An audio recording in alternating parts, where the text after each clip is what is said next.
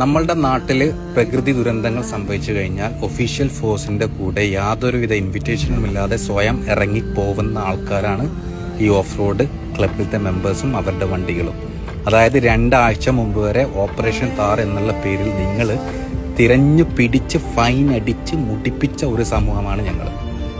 ഇതുവരെയുള്ള എല്ലാവിധ ഗവൺമെന്റും ഇതിന്റെ പേരിൽ എത്ര പൈസ വസൂലാക്കാം എന്നല്ലാതെ ഇതിനെ എങ്ങനെ ലീഗലൈസ് ചെയ്യാമെന്നുള്ള ഒരു നിയമനിർമ്മാണവും നടത്തിയിട്ടില്ല.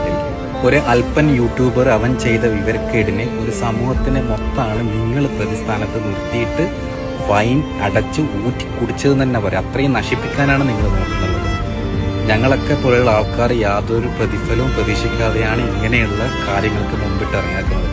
ഇനിയെങ്കിലും അധികാരികൾ ഇത് ഫൈൻ അടിച്ച് ഞങ്ങളെ ഉപദ്രവിക്കാതെ ഇത് ലീഗലൈസ് ചെയ്യാനുള്ള നിയമനിർമ്മാണങ്ങൾ അതാണ് പുറത്തുള്ള രാജ്യങ്ങളിൽ ചെയ്യുന്നുള്ളത്. അവർക്കൊക്കെ അറിയാം ഇത് ആവശ്യമുണ്ട്.